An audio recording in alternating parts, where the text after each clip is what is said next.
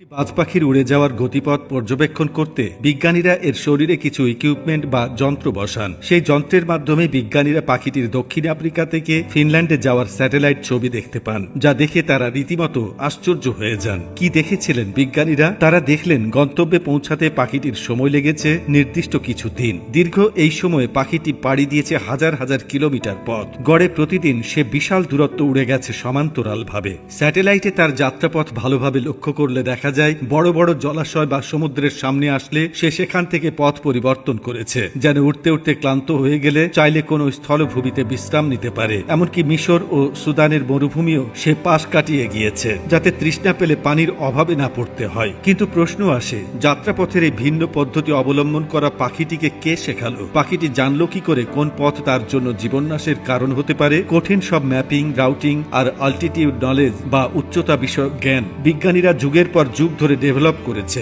এবং এখনো শিখছেন। অনেক কিছু এখনো বিজ্ঞানীদের অধরা। পাইলটদের দীর্ঘ সময় ধরে এসব ট্রেনিং দেওয়া হয়, যাতে তারা সতর্কতার সাথে যাত্রীদের গন্তব্যে পৌঁছাতে পারেন। তবুও দীর্ঘ পথ পাড়ি দেওয়া তাদের জন্য কষ্টকর, অথচ পাখিটি অনায়াসে কোনো ধরনের ট্রেনিং ছাড়াই এই কাজ করছে। সুবহান আল্লাহ, মহান রবের কুদরত অপরিসীম।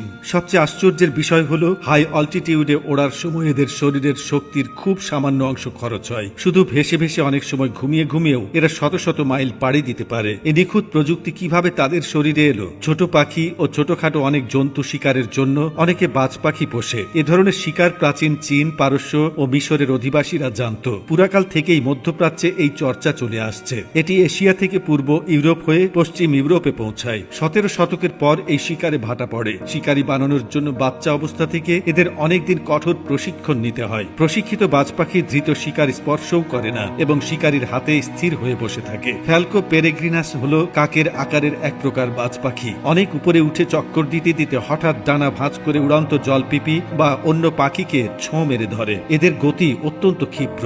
শূন্যে ঘা বেড়ে শিকারকে কাবু করে এবং ছোঁ মারার সময় এদের গতিবেগ হয় ঘন্টায় প্রায় 320 কিলোমিটার বা 200 মাইল, যা পাখিদের মধ্যে দ্রুততম। একসময় রাজা বাদশাহরা এই শিকারে অত্যন্ত আকৃষ্ট ছিলেন। আকারে স্ত্রী পাখির 1/3 ছোট পুরুষ পাখিকে শিকারীরা টার্সেল বলে। স্ত্রী পাখিরা আকারে বড় ও চওড়া হওয়ায় শিকারীদের বেশি পছন্দসই। প্রিয় দর্শক, একটু যদি সময় নিয়ে ভাবেন, তবে এই পাখিই হতে পারে আপনার হেদায়েতের উসিলা। একমাত্র স্রষ্টা ছাড়া কারো পক্ষে কি এমন নিখুঁত সৃষ্টি সম্ভব? যদি সম্ভব হতো, তবে কি মানুষ তা তৈরি করত না? এসব নিয়ে যদি একটু গভীরভাবে ভাবেন, তবেই আপনার শির নত হবে রবের দরবারে। আল্লাহর প্রতিটি সৃষ্টিতে বুদ্ধিমান মুমিনের জন্য রয়েছে জ্ঞান। এ বিষয়ে মহান রাব্বুল আলামিন পবিত্র কুরআনে বলেন, তারা কি লক্ষ্য করে না তাদের ঊর্ধ্বদেশে বিহঙ্গ কুলের প্রতি, যারা ডানা বিস্তার করে ও সংকুচিত করে? দয়াময় আল্লাহই এদেরকে স্থির রাখেন।